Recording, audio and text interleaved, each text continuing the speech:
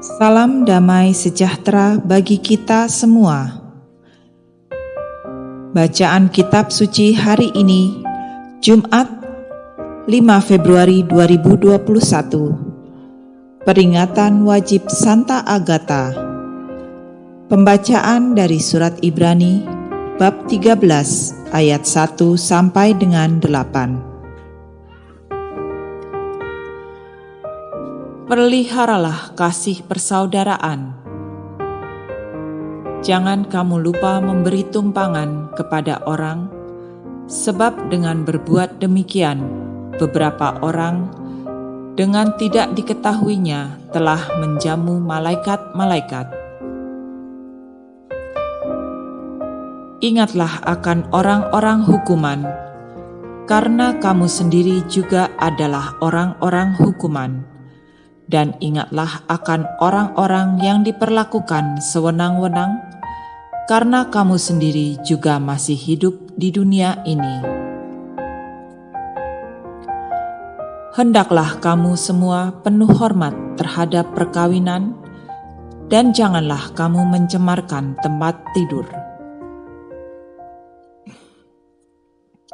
Hendaklah kamu semua penuh hormat terhadap perkawinan, dan janganlah kamu mencemarkan tempat tidur, sebab orang-orang sundal dan pezinah akan dihakimi Allah. Janganlah kamu menjadi hamba uang, dan cukupkanlah dirimu dengan apa yang ada padamu, karena Allah telah berfirman, "Aku sekali-kali tidak akan membiarkan engkau, dan aku sekali-kali tidak akan meninggalkan engkau." Sebab itu, dengan yakin kita dapat berkata, "Tuhan adalah penolongku, aku tidak akan takut. Apakah yang dapat dilakukan manusia terhadap aku?" Ingatlah akan pemimpin-pemimpin kamu yang telah menyampaikan firman Allah kepadamu. Perhatikanlah akhir hidup mereka, dan contohlah iman mereka. Yesus Kristus tetap sama, baik kemarin maupun hari ini, dan sampai selama-lamanya. Demikianlah sabda Tuhan, syukur kepada Allah. Inilah Injil Yesus Kristus menurut Markus, bab 6 ayat 14 sampai 29. Raja Herodes juga mendengar tentang Yesus, sebab namanya sudah terkenal dan orang mengatakan, "Yohanes Pembaptis sudah bangkit dari antara orang mati, dan itulah sebabnya kuasa-kuasa itu bekerja di dalam dia."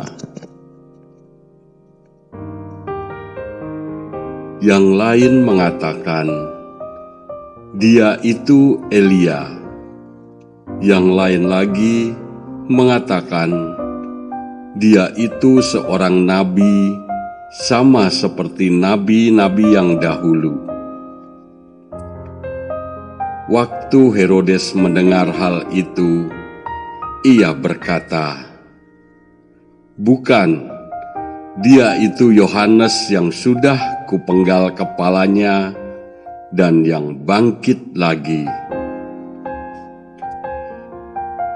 Sebab memang Herodeslah yang menyuruh orang menangkap Yohanes dan membelenggunya di penjara berhubung dengan peristiwa Herodias, istri Filipus saudaranya, karena Herodes telah mengambilnya sebagai istri. Karena Yohanes pernah menegur Herodes, "Tidak halal engkau mengambil istri saudaramu." Karena itu, Herodias menaruh dendam pada Yohanes dan bermaksud untuk membunuh dia, tetapi tidak dapat. Sebab Herodes segan akan Yohanes karena ia tahu bahwa Yohanes adalah orang yang benar dan suci. Jadi ia melindunginya. Tetapi apabila ia mendengarkan Yohanes, hatinya selalu terombang-ambing, namun ia merasa senang juga mendengarkan dia. Akhirnya tiba juga kesempatan yang baik bagi Herodias. Ketika Herodes pada hari ulang tahunnya mengadakan perjamuan untuk pembesar-pembesarnya, perwira-perwiranya, dan orang-orang terkemuka di Galilea.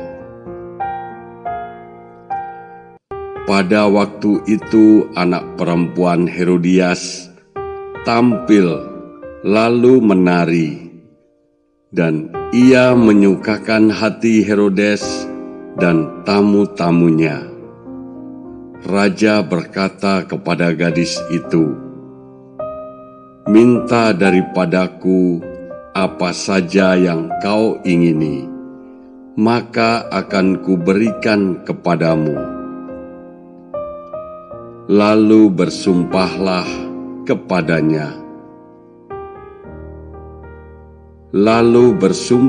kepadanya. "Apa saja yang kau minta akan kuberikan kepadamu, sekalipun setengah dari kerajaanku."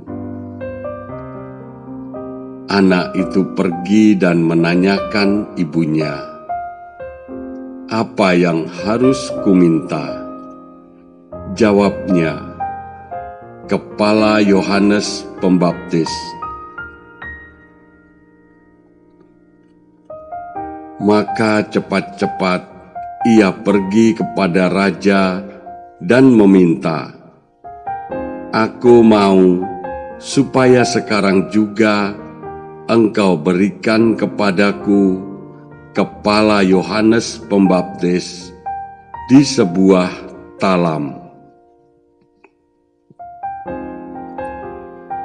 Lalu sangat sedihlah hati raja, tetapi karena sumpahnya dan karena tamu-tamunya, ia tidak mau menolaknya. Raja segera menyuruh seorang pengawal dengan perintah supaya mengambil kepala Yohanes. Orang itu pergi dan memenggal kepala Yohanes di penjara. Ia membawa kepala itu di sebuah talam dan memberikannya kepada gadis itu, dan gadis itu memberikannya pula kepada ibunya. Ketika murid-murid Yohanes mendengar hal itu, mereka datang dan mengambil mayatnya, lalu membaringkannya dalam kuburan. Demikianlah Injil Tuhan. Terpujilah Kristus. Dari Daud.